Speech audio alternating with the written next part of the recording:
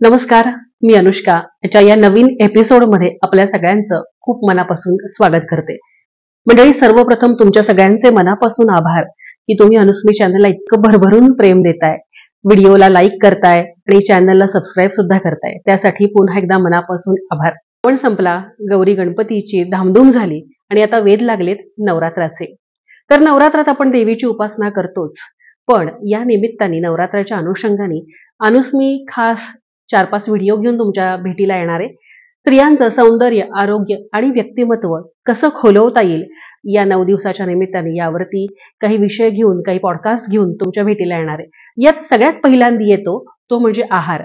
असं म्हटलं जातं की आहार जर छान असेल तर त्याचं रिफ्लेक्शन तुमच्या चेहऱ्यावर पडतं, तुमच्या बॉडीवर पडतं आणि एकूणातच व्यक्तिमत्व तुमचं दिवसभर एनर्जी टिकून राहते आणि व्यक्तिमत्व खोलायला मदत होते.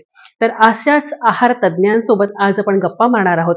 आमच्या सोबत आहेत सुप्रसिद्ध आहार तज्ज्ञ अर्चना रायरीकर. अर्चना रायरीकर या 25 वर्षाहून अधिक काळ डाएट या विषयावरती अनेकांना मार्गदर्शन करतायत. मुंबईत अनेक रुग्णालयात त्यांनी डाएट कन्सल्टंट म्हणून काम केलंय आणि आता सध्या पुण्यात सुद्धा त्या मंगेश्वर हॉस्पिटलमध्ये डाएट कन्सल्टंट म्हणून काम करतायत. उत्सुक आहे की ज्यांचे लेख वाचून मी माझ्या आहारात काही बदल केले आणि त्याचे रिझल्ट्सही मला मिळाले. सो अर्चना मॅडमशी गप्पा मारायला मी खूप उत्सुक आहे. त्यांच्याकडनं या व्हिडिओमधनं काही डाएट टिप्स आपल्याला मिळणार आहेत आणि सगळ्यात महत्त्वाचं उपवास आणि डाएट याची सांगड घालून हे नवरात्र अधिकाधिक एनर्जेटिक आणि अधिकाधिक फलदायी कसे घडतील या विषयावरती आपण त्यांच्याशी बोलणार आहोत. तर अर्चना मॅडमशी गप्पा मारूयात. तुमचं मनापासून स्वागत आजच्या एपिसोडमध्ये. आणि रादर मी खूप एक्सायटेड आहे की तुमच्याकडनं हेल्थ विषयी टिप्स ऐकायला, कारण नवरात्र आणि डाएट हा सगळ्यांचा खूप जिव्हाळ्याचा विषय. तर तुम्हाला कसं वाटतंय आज? अगदीच, मला तर वाटतं हा इतका जिव्हाळ्याचा विषय आहे की लगेच लोक नवरात्र आलं की आम्हाला आता उपासाचं डाएट सांगा असं पेशंट सगळे मागे लागतात. त्यामुळे हा खूप छान विषय तू निवडलायस आणि ह्यावर बोलायला मला नक्कीच खूप आवडणार आहे. आणखी 1 मिनिट मी तुमचा घेणार आहे. तर जसं खूप छान खाल्ल्यानंतर त्याचं रिफ्लेक्शन तुमच्या बॉडीवरती दिसतं, ते तुमच्या चेहऱ्यावरतीही दिसतं.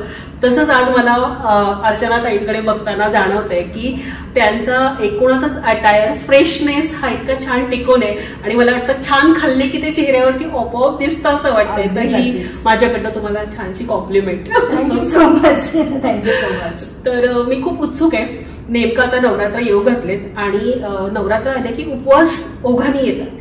तर नेमकं आधी मला सांगा, उपवास म्हणजे काय? हा बेसिक माझा प्रश्न आहे. अगदी, उपवास हा एक तर सगळ्यांचा जिव्हाळ्याचा विषय आहे. आता उपवास ह्याचा अर्थ जर तू विचारलास ना तर तो खूप मोठा अर्थ होईल. मी थोडक्यात सांगायचा प्रयत्न करते. तर आता आपण म्हणतो की बेसिकली आपल्याकडे जे सगळे उपास होतात ते धार्मिक उपास होतात. आता आमच्याकडे जे पेशंट्स येतात वेगवेगळे, कोणी सोमवारी उपास करतं म्हणजे वाराचे उपास असतात, कोणी वेगवेगळ्या तिथीप्रमाणे करतं, काही संकष्टी असेल, चतुर्थी असेल, एकादशी असेल, कधी कधी खास उपास असतात बघ, म्हणजे आषाढी एकादशी, महाशिवरात्री, हे वेगळे उपास असतात. त्याच्यानंतर आपण एक महिन्याचे उपास करतो, श्रावण महिना, 16 सोमवार, वेगवेगळ्या कारणाने लोक उपास करतात आणि त्याला बेसिकली धार्मिक असा एक थोडासा अर्थ आहे जो आपल्या पूर्वजांनी खूप आधीपासून आपल्याला सांगून ठेवलेला आहे. तर उपवास म्हणजे ऍक्च्युली त्याचा खरा जर अर्थ बघितला जो खूप जणांना माहिती नाहीये, तो म्हणजे देवाच्या जवळ जाणं, त्या परमात्म्याशी विलीन होणं आणि उपासना किंवा एखादं व्रत करणं, हा त्याचा एक धार्मिक अर्थ आहे. अजून पण त्याचे बरेच अर्थ आहेत. जसं आपण उपवास म्हणजे एकतर अन्नाचा त्याग करणं, कमी खाणं किंवा एक ठराविक पदार्थ तेवढ्या काळापुरते आपण त्याला टाळणं, असा त्याचा अर्थ आहे. परंतु याच्या पलीकडे जाऊन अजूनही काही अर्थ आहेत जे खरंच आज जाणून घेणं खूप आवश्यक आहे. आयुर्वेदात सुद्धा उपासाचं खूप महत्व आहे. आयुर्वेदामध्ये उपासाला लंघन असं म्हटलं जातं आणि अनेक प्रकारचे लंघन आयुर्वेदामध्ये सांगितलेले आहेत. आणि असं म्हणतात ना की लंघनम परमम औषधम, असं आयुर्वेदात सांगितलेलं आहे की औषधासारखं ते आपल्यावर काम करणार आहे. बरं, आता इथेच गोष्ट थांबत नाही बरं का. निसर्गोपचारात सुद्धा उपासाचं खूप महत्व आहे. फास्टिंग आठवते का, आपण जेव्हा लहानपणी आपल्याला कधीतरी पोट बिघडलेलं असलं किंवा बरं नसलं तर आपले लोक घरातले काय सांगायचे, तू आज ना लंघन कर, तुला बरं वाटेल. आणि खरोखरच तसं व्हायचं. तर लंघनामध्ये सुद्धा एक औषध दडलेलं आहे. त्यामुळे निसर्गोपचारात तापापासून ते मोठ्या मोठ्या स्किन डिझिजेस पर्यंत लंघन करायला सांगितलेलं आहे. अर्थातच ते आपण योग्य मार्गदर्शनाखाली करणं आवश्यक आहे. बरं, अजूनही इथे गोष्ट थांबत नाही. मॉडर्न मेडिसिन मध्ये सुद्धा उपवासाचं महत्व आहे. आता आपण फास्टिंग हा शब्द इतका ऐकतो ना, आपला जो हिपोक्रेट्स म्हणजे मॉडर्न मेडिसिनचे जे फादर, त्यांनी सांगितलं की फास्टिंग इज मेडिसिन. आता आपण बघतोय की ह्यावर लोकांनी म्हणजे जपानच्या शास्त्रज्ञांनी ह्याच्यावर नोबेल पारितोषिक सुद्धा मिळवले. म्हणजे इंटरमिटंट फास्टिंग किंवा वेगवेगळ्या प्रकारचं फास्टिंग हे आपण खूप ऐकतो, आणि अन्न कमी केल्याने किंवा अन्नाचा ठराविक काळासाठी त्याग केल्याने त्याचे शरीरावर होणारे चांगले परिणाम हे, म्हणजे तू आता विचार कर की उपासाचे किती मोठी व्याप्ती आहे, त्याचे किती मोठे फायदे आहेत. तर हा विषय खरंच खूप मोठा आहे. माझ्याकडून मी थोडक्यात सांगण्याचा प्रयत्न केला. नाही रादर आम्हाला डिटेल ऐकायला आवडेल की नेमके उपवास केल्याने, आधी आपण हे जाणून घेऊयात की उपवास केल्याने शरीराला, आता तुम्ही सांगितलं की लंघन केल्याने शरीराला फायदा होतो, तो नेमका फायदा काय होऊ शकतो? बरं, आता प्रचंड फायदे आहेत. जसं की आता हे बघा, आपण रोज ऑफिसला जातो, आपण कामावर जातो, मग आपण दमतो, आपलं शरीर थकून जातं, आणि मग ह्या थकलेल्या शरीराला कधीतरी विश्रांती हवी असते की नाही. तसंच आपण सतत खात असतो. आपल्याकडे लोक सकाळी उठल्यापासून ते रात्री झोपेपर्यंत सतत काहीतरी खा चालू असते, आणि आपल्या पोटाला विश्रांती हवी की नाही. आणि जर पोटाला विश्रांती हवी असेल तर आपल्याला उपवास करणं आवश्यक आहे. कारण त्या विश्रांतीमध्ये, जसं आपण रात्रभर झोपलो की आपल्याला विश्रांती मिळते आणि दिवसभर सकाळी उठल्यावर आपण ताजेतवाने होतो, परत आपल्या कामाला लागतो. परंतु ती विश्रांती आपण आपल्या पोटाला मात्र देत नाही. आपण आपल्या पोटावर, आपल्या डायजेस्टिव्ह सिस्टीमवर, पचन संस्थेवर प्रचंड सतत अन्याय करत असतो, आणि त्यालाही विश्रांती आवश्यक आहे. विश्रांती मिळाली तर त्याचं हिलिंग होणार आहे. तर त्यासाठी आपल्याला एकतर उपासाचा फायदा म्हणजे पचनशक्ती खूप चांगली आपली सुधारते. तसंच ज्यांना वजन कमी करायचंय, आता बरेचदा असं होतं की लोक वजन कमी करायचा खूप प्रयत्न करतात, परंतु मध्ये मध्ये ती फार सोपी प्रक्रिया नाहीये. तरुणपणी वजन लवकर कमी होतं, पण जसं वय वाढतं, मेनोपॉज येतो, आपलं बाळंतपण होतात, मग अशा वेळेस तेच डाएट करून, तोच व्यायाम करून बायका म्हणतात की अहो आम्ही कमी खातोय पण वजन कमी होत नाही. पण मग तुम्ही त्याला एक थोडासा ब्रेक दिला, काहीतरी एक चेंज ऑफ डाएट, असंच आपण म्हटलं चेंज ऑफ फूड, तर तुम्ही जर चांगल्या पद्धतीने उपवास केला, योग्य पद्धतीने, तर वजनही कमी होऊ शकतं. लोकांचं इन्शुलिनची कार्यक्षमता वाढते उपासाने, त्यामुळे डायबेटीस कंट्रोल व्हायला सुद्धा मदत होते. जसं मी म्हटलं की तुम्ही जेव्हा उपास करता तेव्हा अर्थातच तुम्ही जंक फूड, केमिकल्स वाले जे पदार्थ आहेत ते तुम्ही खात नाही, आणि मग तुमची स्किन छान होते, तुमचे केस छान होतात, तुमचं माइंड जास्त क्लिअरली काम करायला लागतं. म्हणजे तुम्ही जे जेवल्यानंतर जी एक शिथिलता येते, आता बरेचदा आम्ही वेगवेगळ्या कॉन्फरन्सला जातो, सेमिनारला जातो, तिकडे जेवल्यानंतर सगळ्यांना सुस्ती येते. पुढची लेक्चर्स ऐकायची म्हटलं तर असं होतं की बापरे आता तर नको झालं, आता झोप येते, आळस आलाय. पण तसं जर आपण कमी खाल्लं, जर आपण चांगलं व्यवस्थित अन्न खाल्लं तर आपल्याला तसं होत नाही. म्हणजे आपण जर खाल्लं तर सगळी जी आपली शक्ती ती पचन संस्थेकडे जात असते, परंतु आपण जर व्यवस्थित लिमिटेड प्रमाणात खाल्लं तर मात्र आपली माइंड क्लॅरिटी सुद्धा वाढते. बरं, अजून अनेक फायदे आहेत की जसं सध्या गट मायक्रोफ्लोराबद्दल बोललं जातं. लोकांचं पचन आतड्यातले जे जीवजंतू असतात त्याचा जो बॅलन्स आहे तो बिघडलेला आहे. जर आपण उपवास केला तर त्याचं सुद्धा हिलिंग होतं, आणि आपली 80% रोगप्रतिकार शक्ती ही आपल्या गटमध्ये आहे, आपल्या पचन संस्थेमध्ये. त्यामुळे आपली इम्युनिटी वाढायला सुद्धा मदत होते. आणि सगळ्यांना खूप आवडेल असा फायदा म्हणजे अँटी एजिंग. आता जसं मी मगाशी म्हटलं की तो जो जॅपनीज शास्त्रज्ञांनी ऑटोफेजी, म्हणजे त्यांचं म्हणणं आहे ऑटोफेजी म्हणजे काय, तर आपले जेव्हा आपण उपवास करतो तेव्हा आपल्या शरीर, आपल्या ज्या आतमध्ये जो काही मृत पेशी आहेत किंवा जो टॉक्सिक भाग आहे त्याला ते खाण्याचा प्रयत्न करतात, त्याचा निचरा करायचा प्रयत्न करतात.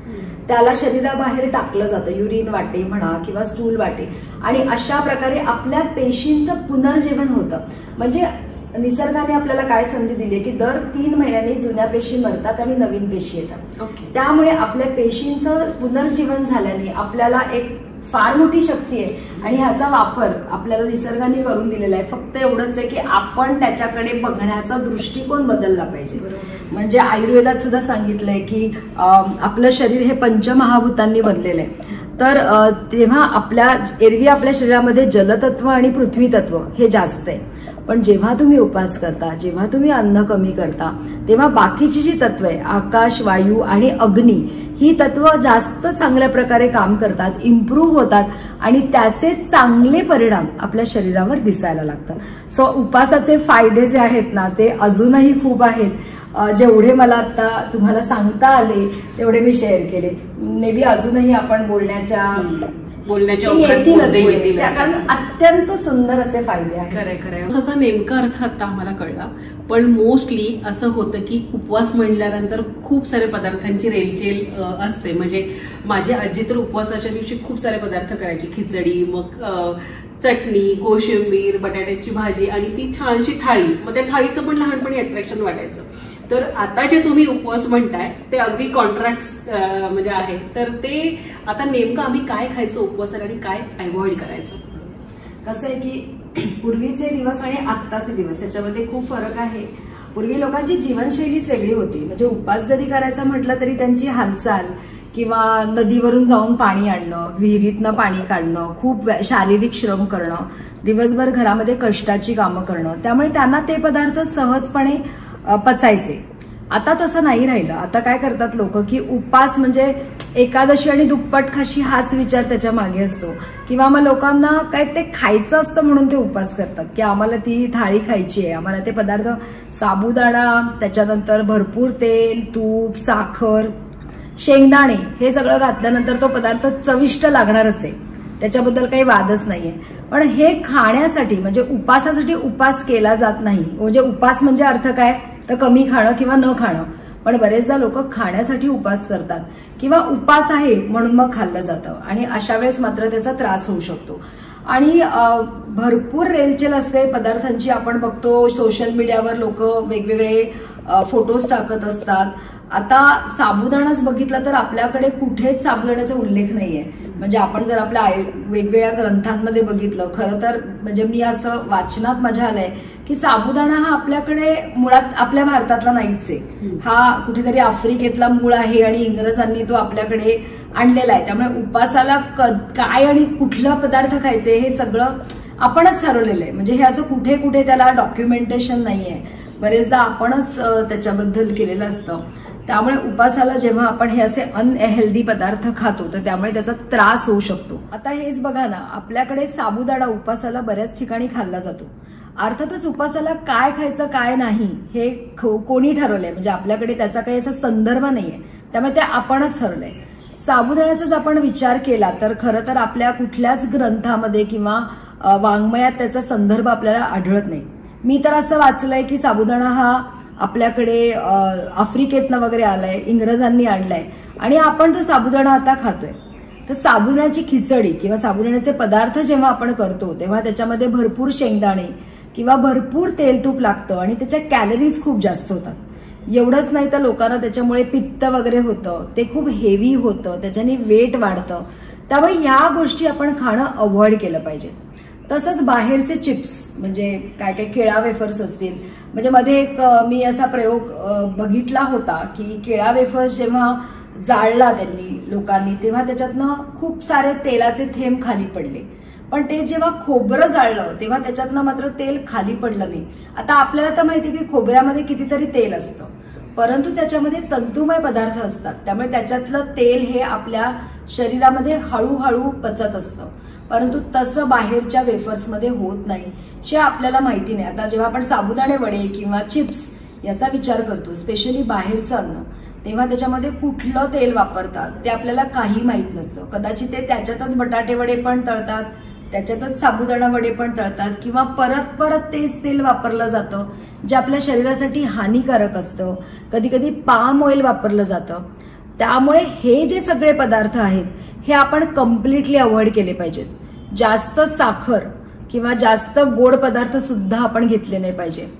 सोप्पं म्हणजे आपल्याला काय करायचंय तर उपासाच्या वेळेस जास्तीत जास्त नैसर्गिक आहार आपण ठेवला पाहिजे. आणि जेव्हा आपण नैसर्गिक आहार म्हणू तेव्हा सगळ्यात चांगला पदार्थ म्हणजे आपल्या निसर्गात आढळणारी सुंदर वेगवेगळी रंगांची फळं जी अगदी मुबलक आपल्याला मिळतात, सीझन प्रमाणे आपण घेऊ शकतो, ज्याला आपण निसर्गाचं फास्ट फूड म्हणू की फास्टिंगला चांगलं असलेलं फास्ट फूड. की आपण ते घेतलं, त्याचं आपण आरामात आपण कुठेही ते डायरेक्टली खाऊ शकतो किंवा आपण एक छोटीशी सुरी सुद्धा जवळ ठेवून त्याच्याने आपण कापून खाऊ शकतो. फ्रूट प्लेट्स बाहेर मिळतात. शक्यतो फ्रूट ज्यूस अवॉइड करा, कारण फ्रूट ज्यूसमध्ये त्यातली फक्त साखर असते. परंतु जर तुम्ही कोल्ड्रिंक प्यायचा विचार करत असाल तर त्याच्यापेक्षा मग फळांचा रस, उसाचा रस, हे पन्ह किंवा लिंबू सरबत हे नक्कीच चांगलं आहे. अजून एक निसर्गात चांगली गोष्ट मिळते ती म्हणजे शहाळ्याचं पाणी, ज्याला आपण म्हणतो ना की देवाची करणी आणि नारळात पाणी, इतकं त्याला निसर्गाचं सलाईन असं म्हटलं जातं. की आपल्याला लोक उपवास करतात, कधी कधी त्यांना काहीच कुठे मिळत नाही आणि मग अशा वेळेस त्याचं पाणी, त्याच्याबरोबर त्याची मलाई जरी खाल्ली तरी त्याच्याने खूप छान तुम्हाला फायदा मिळणार आहे त्याचा, कारण त्याच्यामध्ये खूप साऱ्या पौष्टिक घटक आहेत, नैसर्गिक घटक आहेत. हे पदार्थ, फळं, खजूर नैसर्गिक आहे, अंजीर, थोड्याशा प्रमाणामध्ये ड्रायफ्रुट्स, कारण ड्रायफ्रुट्स हे परत जास्त कॉन्सन्ट्रेटेड असतात, त्याच्यामध्ये कॅलरीज खूप असतात. खूप खाल्ले तर लोकांना ते पचणार नाही, महाग पण असतात, त्यामुळे ते तुम्ही थोड्या प्रमाणामध्ये खा. ज्यांना मखाणे चालत असतील तर मखाणे तुम्ही खाऊ शकता. मखाण्यांमध्ये सुद्धा खूप जास्त पोषक घटक आहेत. सो उकडलेला बटाटा, रताळी, हे सगळे पदार्थ चांगले आहेत. आता अजून एक चांगला पदार्थ म्हणजे भगर. म्हणजे पूर्वी साबुदाण्यापेक्षा जर आपण साबुदाणे भगर याच्यामध्ये जर आपण कंपॅरिझन केलं तर भगर हे आता त्याच्याबद्दलचे खूप जास्त फायदे समोर आलेले आहेत. कारण आता आपल्याला मागच्या वर्षी आपण मिलेट इयर, आंतरराष्ट्रीय मिलेट इयर आपण साजरं केलं आपल्या देशाने आणि सगळ्या जगभरातच आपण साजरं केलं. आणि भगरीमध्ये जे फायबर आहे ते फायबरमुळे भगरीचा जो ग्लायसेमिक इंडेक्स आहे, ग्लायसेमिक इंडेक्स म्हणजे रक्तातली साखरेची पातळी वाढवण्याची त्या पदार्थाची क्षमता, त्याचा ग्लायसेमिक इंडेक्स कमी आहे. जेवढा ग्लायसेमिक इंडेक्स कमी तेवढं त्याच्यातनं साखर किंवा ग्लुकोज बाहेर पडण्याची जी प्रक्रिया आहे ती खूप स्लो असते, त्यामुळे तुमच्या रक्तातली शुगर वाढत नाही. शिवाय आपल्याला एक फिलिंग ऑफ फुलनेस येतो, म्हणजे आपलं पोट भरल्यासारखं वाटतं आणि त्याच्यामध्ये त्याच्या व्यतिरिक्त अनेक काही पौष्टिक घटक सुद्धा आहेत. त्यामुळे तुम्ही भगर जर तुम्हाला जेव्हा जेव्हा खाणं शक्य असेल ती तुम्ही अगदी आरामात खाऊ शकता. दाण्याचा कूट थोडा कमी घालू शकतो आपण. त्याच्यामध्ये लाल भोपळा, सालासकट लाल भोपळा खायला हवा. आपण सालं काढायची गरज नाही. सालासकट बटाटा खाल्ला त्याचे आपल्याला फायदे मिळणार आहेत. त्यामुळे आपल्याला टेस्टी पण खाता येतं आणि हेल्दी पण खाता येतं. आणि खूप थोडासा विचार केला ना आपण तर आपल्याला खूप साऱ्या रेसिपीज, हेल्दी रेसिपीज उपवासाला करता येतात, मिळतील. आणि मला म्हणजे मगाशी तुम्ही जे सांगितलं की हे अवॉइड करायचं, म्हणजे साबुदाणा झाला, चिप्स झालं किंवा ड्रायफ्रुट्सचं प्रमाण थोडं कमी झालं, तर आपल्या मैत्रिणींना नवरात्रात खूप साऱ्या गोष्टी, म्हणजे एक धार्मिक आहे, गरबा खेळायचा, दांडिया खेळायचा, या सगळ्यासाठी तिची एनर्जी हे सगळं कमी खाऊन सुद्धा टिकून राहील का, हा माझा प्रश्न आहे. येस. एक गंमत सांगू का, जास्त खाण्यानेच एनर्जी कमी होते. कारण सगळे हे जे वातूळ पदार्थ वगैरे खाऊन मग लोकांना त्याच्याने इतकी लेथार्जी येते आणि सगळी शक्ती ते जेवण पचवण्याकडे जाते. उलट तुम्ही जर उपवास केला तर तुमचे एनर्जी लेवल्स खूप वाढतात. एक सांगते, किटोजेनिक आहार म्हणून एक आहार आहे की जो उपवासालाच म्हणजे इट्स डुप्लिकेशन, म्हणजे उपवासाचंच ते एक रूप आहे वेगळं. आणि मी किटोजेनिक आहारावर खूप काम करते आणि त्याच्यामध्ये असं आहे की ज्यांना फास्टिंग करणं शक्य नाही त्यांना आम्ही हा आहार देतो आणि त्याच्याने एपिलेप्सीसाठी सुद्धा फायदा होतो. म्हणजे ज्या मुलांच्या फिट्स औषधांनी थांबत नाहीत त्यांना आम्ही हा किटोजेनिक आहार देतो. जेव्हा आपण उपवास करतो, आपलं एरवी आपण सतत खात असतो, जेव्हा आपण उपवास करतो तेव्हा आपल्या शरीरामधलं ग्लुकोजची पातळी कमी होते. आपल्या शरीरामध्ये जे काही ग्लुकोज असतं ते आपल्याला अन्नातनंच मिळवावं लागतं. जेव्हा आपण कार्बोदकं खातो त्यातनं ग्लुकोज तयार होतं आणि आपल्याला त्याच्यातनं आपल्या पेशींना ते शक्तीसाठी ते वापरतात. परंतु जर आपण ग्लुकोज खाल्लं नाही, कार्बोदकं खाल्ली नाही, तर आपल्या लिव्हरमध्ये छोटीशी ग्लुकोजची बँक असते जी ग्लायकोजनच्या स्वरूपात असते. ती 24 ते 48 तासामध्ये संपते. ठीक आहे, ती संपल्यानंतर सुद्धा माणूस मरत नाही. माणूस आपलं स्वतःचं बॉडी फॅट वापरतो. जसं वाळवंटामध्ये म्हणजे आपण बघतो ना की उंट पोटामध्ये पाणी ठेवून साठवून खूप दिवस प्रवास करू शकतात, तसंच निसर्गाने आपल्याला ही एक वरदान दिलंय की ग्लुकोज नाहीये तुम्हाला तर तुम्ही आधी ग्लायकोजन वापरा, ते संपलं की आपण आपले बॉडी फॅट्स वापरा. जेव्हा आपण आपले बॉडी फॅट्स वापरतो तेव्हा आपल्याला आपल्या बॉडीमध्ये कीटोन्स तयार होतात आणि हा कीटोन्सचा जो परिणाम आहे तो आपल्या शरीरावर, जसं मी मगाशी सांगितलं की फिट्स कमी करण्यासाठी किंवा फिट्स थांबवण्यासाठी तर असतोच, पण बरेचदा त्याच्याने आपले एनर्जी लेवल सुद्धा वाढतात, कारण की आपली बॉडी फॅट खूप जास्त एफिशियंटली एनर्जीसाठी ग्लुकोजपेक्षा पण जास्त चांगली वापरत असते. परंतु तुम्ही ठराविक काळासाठीच उपास करू शकता, असं नाही की तुम्ही खूप काळ उपास म्हणजे 1 दिवस केला, 2 दिवस केला, 10 दिवस 15 दिवस सुद्धा लोक उपास करू शकतात. त्याच्यानंतर आपला मसल लॉस व्हायला लागतो, कारण की बॉडीमधले फॅट्स पण संपतात. आणि मग तेव्हा आम्ही किटोजेनिक डाएट, ज्यांना लॉंग टर्म उपास करायचा आहे, ज्यांना खूप उपास हे मेडिसिन म्हणून वापरायचे, जसं मी आता एपिलेप्सीचं उदाहरण दिलं, परंतु आजकाल किटोजेनिक आहार हा डायबेटीस मॅनेजमेंटसाठी, कॅन्सर पेशंटसाठी सुद्धा वापरला जातो. त्याच्यामुळे लोकांना खूप त्याचे चांगले रिझल्ट मिळतात, बॉडीमधलं इन्फ्लमेशन कमी होतं. आणि जो आपला एनर्जीचा विषय झाला होता, एनर्जी लेवल्स खूप चांगले वाढतात. आता इव्हन स्पोर्ट्समध्ये सुद्धा म्हणजे बरेच ऍथलीट सुद्धा ह्या प्रकारचं डाएट करतात. अर्थातच जरी मी ह्या डाएट बद्दल इथे, हे विशेष डाएट आहे आणि हे तुम्ही अंडर सुपरविजन ज्यांना ह्याच्यामध्ये, कारण की ह्याचं जर लोक काहीतरी म्हणजे वाचून किंवा मनाने काहीतरी केलं, पर्सन टू पर्सन तर आहेच. आणि आपण जर योग्य तज्ञ व्यक्तीकडनं, अनुभवी व्यक्तीकडनं घेतलं नाही तर त्याचं मात्र नुकसान होऊ शकतं. Back to energy. तुम्ही जर एनर्जी टिकवायची आहे, गरबा खेळायचा आहे, तर पाणी एकतर हायड्रेशन व्यवस्थित ठेवा.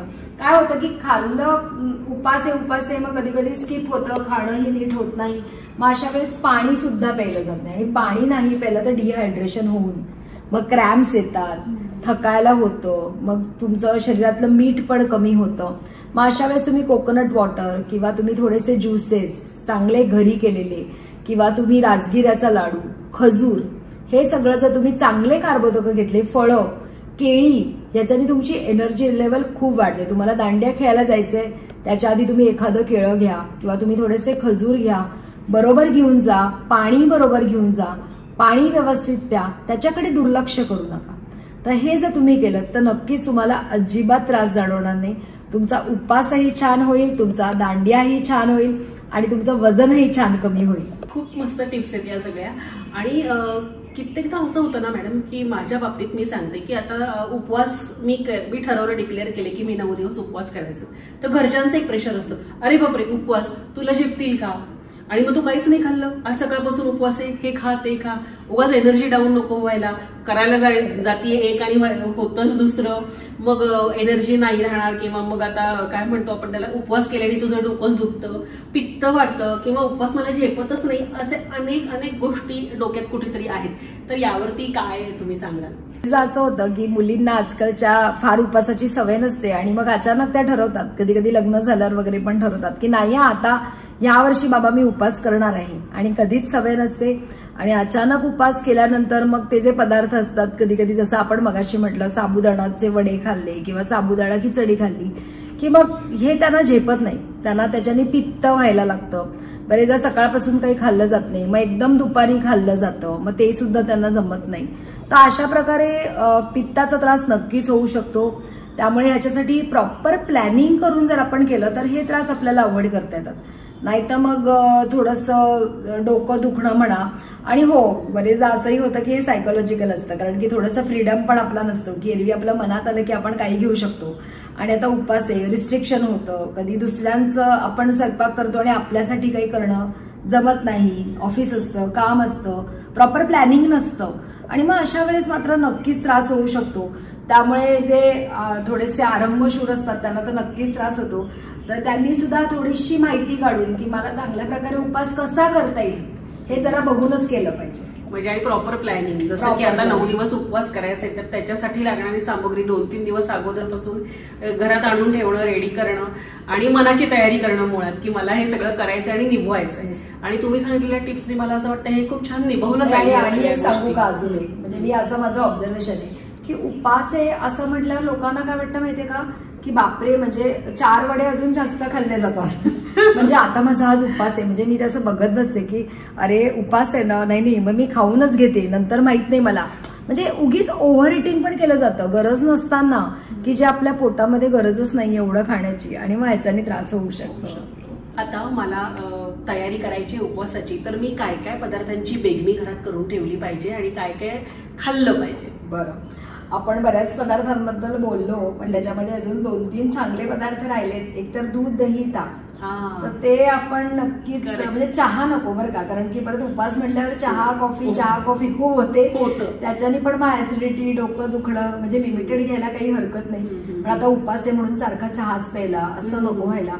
पण 1-2 कप दूध तुम्हाला जे जमतंय, गाईचं तर गाईचं, म्हशीचं हवं असेल तर ते. दही जास्त चांगलं आहे दुधापेक्षा, कारण दह्यामुळे हे पचायला सोपं आहे. कारण दुधामध्ये जे लॅक्टोज असतं ते काही लोकांना सूट होत नाही, पण ते जेव्हा आपण दही लावतो तेव्हा ते लॅक्टिक ऍसिड मध्ये कन्व्हर्ट होतं. मग ते दिलं, किंवा ताक तर अगदीच बेस्ट आहे. म्हणजे ताकामध्ये हायड्रेशन पण होतं, पचायलाही एकदम हलकं आहे. वेट लॉस साठी पण आयडियल आहे. येस, तुम्ही जिराची पूड टाकली त्याच्यामध्ये, थोडंसं मीठ सुद्धा, जनरली सैंधव मीठ जर टाकलं तर छान लागतं, ते आपण पिऊ शकतो.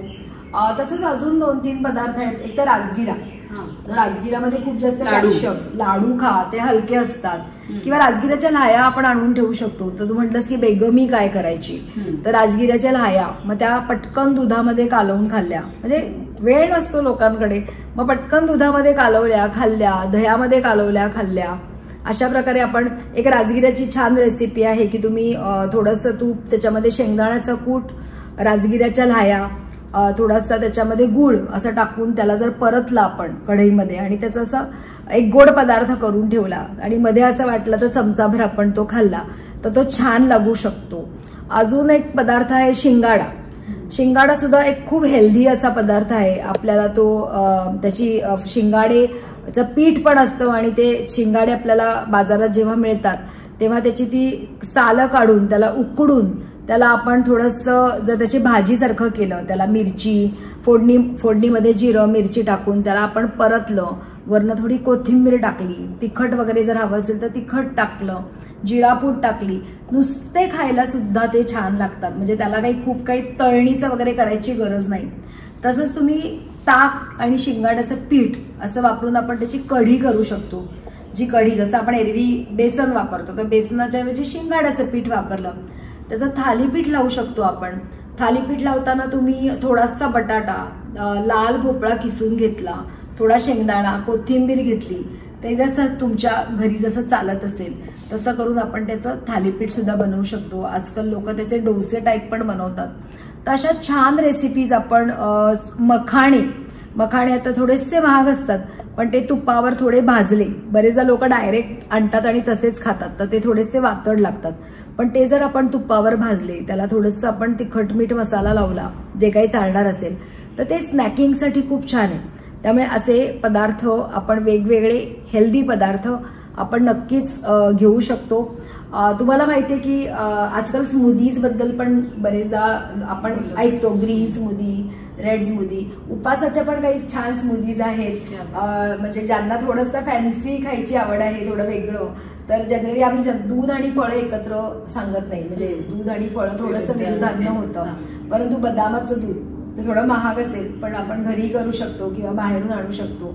एखाद दिवशी मजा म्हणून आपण बदामाचं दूध किंवा नारळाचं दूध वापरून त्याच्यामध्ये बनाना, थोडे ड्रायफ्रुट्स, अशा प्रकारे आपण छानशी स्मूदी पण बनवू शकतो. फ्रीजमध्ये ठेवली आणि ती गारगार प्यायली तर खूप छान लागते. साखर, गूळ अजिबात त्याच्यात घालायची गरज पडत नाही. फळांमुळे गोडवा येतो. स्ट्रॉबेरीचं सीझन असतो तेव्हा तुम्ही स्ट्रॉबेरी वापरू शकता, आणि खूप छान ड्रॅगन फ्रूटची स्मूदी पण फार छान बनते. नेहमी फॅन्सी फ्रुट्स वापरायला हवं असं नाही, परंतु आपण वेगवेगळ्या अशा स्मूदीज बनवून सुद्धा उपासाला घेऊ शकतो, की ज्या आपल्याला हेल्दी पण असतात, नरिश पण करतात आणि खूप छान टेस्ट देतात. आणि त्यामुळे जे चुकीचे पदार्थ आहेत ते आपण आरामात, आपल्याला एवढं छान मिळालं तर कशाला मग आपल्याला तेलकट चिप्स खायचे, आठवणच येणार नाही. उलट बाकीचे म्हणते की आम्हालाही उपास करायचा. करेक्ट. आणि मला असं वाटतं या सगळ्यांसाठी आपल्या मैत्रिणींनी स्वतःसाठी हे बनवण्यासाठी वेळ काढला पाहिजे. तुम्ही मगाशी बोलता बोलता जो मुद्दा केला की सगळ्यांसाठी स्वयंपाक करताना स्वतःसाठी बनवणं राहून जातं, म्हणजे जाऊ देत मग आता आहे ते हाताशी येईल ते खाऊया, तर ते न करता अशा प्रकारे प्रॉपर तयारी केली, घरामध्ये आणून ठेवलं सगळं, तर उपवास खरंच खूप सुखकर होते. अगदीच. तर खूप छान ही पण इन्फॉर्मेशन आहे, आणि मला असं वाटतं ही स्मूदी आपण नक्की ट्राय. नवरात्र आहे आणि नवरात्रात आपल्या सगळ्या मैत्रिणी 9 रंगाच्या साड्या, म्हणजे 9 दिवस 9 रंग असतात, वेगवेगळी देवीची रूपं, त्याची छान नाराज केली जाते त्या रंगाप्रमाणे. तर असंच रंगाचं काही कन्सेप्ट असलेलं डाएट तुम्ही एकदा बोलला होता, म्हणजे आपण ह्याच्या अगोदर जेव्हा चर्चा केली तेव्हा तुमच्या बोलण्यात आलं होतं, तर ते खूप एक्साइटिंग वाटलं. तर ते कसं काय करू शकतात आपल्या मैत्रिणी? अगदी आपल्याला माहितीये की सगळ्यांनाच तेव्हा इतका उत्साह असतो ना, तो एक ते व्हायब्रेशनच वेगळं असतं नवरात्रीमध्ये, की एक ऊर्जा असते आणि मग वेगवेगळ्या रंगाच्या साड्या नेसणं म्हणा किंवा काय, हे सगळं उत्साहाने बायका करत असतो आपण. तर तेव्हा वेगवेगळ्या, म्हणजे जसं की आम्ही मागे एक नवरात्रीमध्ये डिटॉक्सची बॅच घेतली होती ऑनलाईन, आणि मग तेव्हा आम्ही त्यांना रोज काही रेसिपीज द्यायचो आणि मग उपासाच्या वेगवेगळ्या रंगाच्या रेसिपी, म्हणजे फॉर एक्झाम्पल की लाल भोपळाचं सूप, मग ते असं थोडं ऑरेंज दिसतं, मग ज्या दिवशी ऑरेंज रंग होता त्या दिवशी आम्ही सूप दिलं. सो असे वेगवेगळे, पांढरा कलर असेल तेव्हा दुधाचा पदार्थ काहीतरी बनवला होता, पण ते सगळे पदार्थ हेल्दी असतील अशी आम्ही काळजी घेतली होती की हे हेल्दी असले पाहिजे. तर रंगांचं आपल्या जसं जीवनात महत्व आहे तसंच रंगांचं महत्व आपल्या आरोग्यावर आणि आपल्या आहारामध्ये खूप आहे.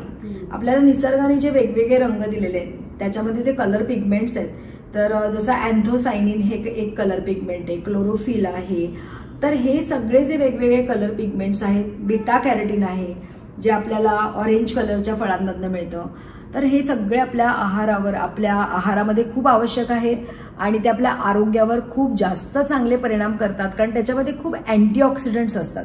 त्यामुळे ते आपल्याला अँटी एजिंग, आपलं वेगवेगळ्या आजार आहेत, हृदयविकार, कॅन्सर किंवा एजिंग जे आपलं सगळ्यांचंच होत असतं, तर त्याला प्रतिरोध करण्याचं हे अँटीऑक्सिडंट्स काम करतात. त्यामुळे जर आपण हे एरवी तर आम्ही लोकांना सांगतोच की तुम्ही तुमच्या आहारात रंग ठेवा, परंतु उपासामध्ये जर आपण रंग ठेवले असेच वेगवेगळे तर अजूनच त्या उपासाला आपल्या खूप जास्त फायदेशीर असा तो ठरणार आहे, त्याला 4 चांद लागणार आहेत. त्यामुळे नक्की तुम्ही आपल्या उपासामध्ये वेगवेगळे रंग तर ठेवाच, आणि जसं म्हटलं तसं अजिबात ताण न घेता थोडंसं प्लॅनिंग करून, म्हणजे लोकांना असं वाटेल की हे खूप ओव्हरवेल्मिंग आहे की बापरे एवढं सगळं आम्ही कसं मॅनेज करू, परंतु थोडंसं जर आपण प्लॅनिंग केलं थोडंसं छान, आणि मला वाटतं सगळेच आपण उत्साहाने आणि आवडीने ह्या गोष्टी करत असतो, त्यामुळे नक्कीच हे करायला आपल्याला हरकत नाही. आपली मानसिकता ही उपास करताना खूप महत्वाची असते, कारण आम्ही इव्हन एरवी पेशंटला पण मी सांगते की 80% diet is in your mind and then it is on your plate. त्यामुळे आपली मानसिकता किती सकारात्मक आहे हे खूप महत्वाचं आहे.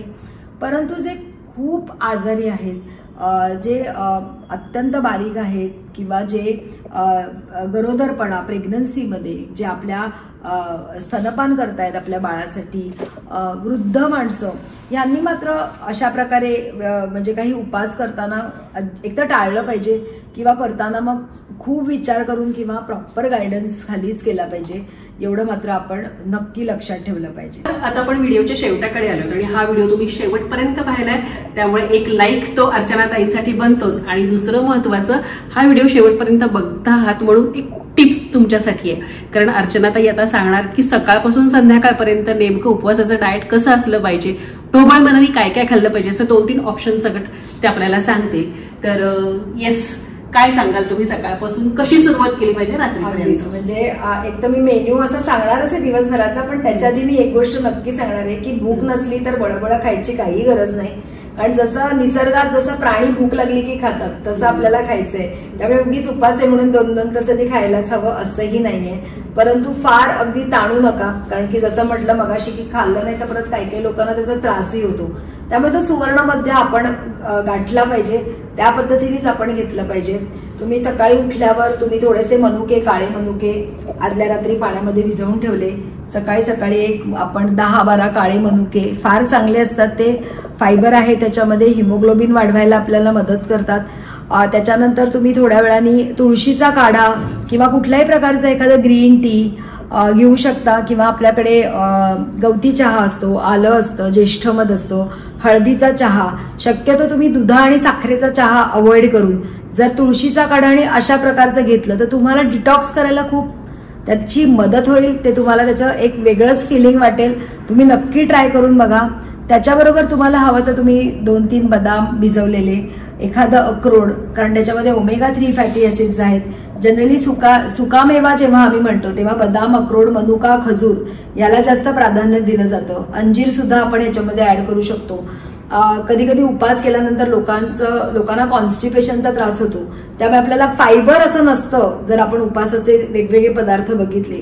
त्यामुळे नक्की तुम्ही थोडीशी अंजीरं ऍड करा, मनुका ऍड करा की ज्याच्याने आपलं पोट साफ होईल. आपली बॉडी 12 पर्यंत डिटॉक्स करत असते, त्यामुळे 12 पर्यंत जर तुम्ही फळं आणि शहाळ्याचं पाणी हे जर तुम्ही घेऊ शकलात तर फार छान आहे. त्यामुळे तुम्हाला खूप फ्रेश वाटेल. सकाळी सकाळीच काहीतरी खाण्यापेक्षा जर तुम्ही फळं आणि ती कितीही खा, म्हणजे त्याच्यावर काही बंधन नाहीये की तुम्ही 2 फळं खा, 3 फळं खा, तुम्हाला जेवढी आवश्यक वाटतील. महत्वाचं म्हणजे सावकाश चावून खा, घाईघाईने खाऊ नका. फळांचा रस अवॉइड करा. 12 नंतर मग तुम्ही काहीतरी एक प्रॉपर, ज्याला आपण फराळाचं म्हणतो की वऱ्याचे तांदूळ, जसं मगाशी मी म्हटलं की ते खूप चांगले आहेत. वऱ्याच्या तांदूळामध्ये तुम्ही थोडा शेंगदाण्याचा कूट, लाल भोपळा किसलेला हे केला. अगदी लाल भोपळा जर आपण तुपावर किसून थोडासा जरी परतला तरी तो रताळ्याच्या किसासारखा लागतो आणि खूप लाईट असतो पचायला. तो आपण एक साईड डिश म्हणून ठेवला. उकडलेला बटाटा सालासकट, त्याला थोडीशी फोडणी, एखादा ग्लासभर ताक, काकडीचे काप, राजगिऱ्याचा लाडू, बरेचशा गोष्टी आहेत ज्या आपण हेल्दी आहेत, ज्या आपण इन्क्लूड करू शकतो. शिंगाडे जसे मगाशी मी म्हटलं ते उकडून आपण ऍड केले, किंवा रताळ्याचे काप सालाड सकट जर आपण उकडून त्याला थोडंसं मसाला लावून ते वापरले. काकडीची कोशिंबीर जर आपण केली, रायता केला, असे खूप चांगले चांगले ऑप्शन्स आहेत. आपण राजगिऱ्याचं पीठ, शिंगाड्याचं पीठ वापरून एखादं थालीपीठ सुद्धा लावू शकतो. म्हणजे तुम्ही व्हरायटी ठेवू शकता ह्याच्यामध्ये. कार्बोदकांमध्ये तुम्ही वऱ्याचे तांदूळ किंवा शिंगाड्याचं पीठ किंवा राजगिरा वापरा आणि त्याच्याबरोबर जोडीला अकंपनीमेंट म्हणून मगाशी मी जे वेगवेगळे गोष्टी सांगितले, ताक असेल, मखाणा असेल, किंवा उकडलेलं बटाट्याची भाजी असेल, रताळ्याचे काप असतील, थोडासा गोड हवा असेल तर राजगिऱ्याचा लाडू असेल, किंवा मग आपण थोडंसं खजूर आपण वापरू शकतो. सो अशा प्रकारे आपण वेगवेगळ्या गोष्टी, म्हणजे व्हरायटी इज स्पाइस. कारण रोज तुम्हाला तोच मेनू दिला तर कंटाळा येईल, म्हणून मी तुम्हाला मुद्दाम भरपूर व्हरायटी सांगते. तर तुम्ही ही व्हरायटी तुम्ही इन्क्लूड करू शकता.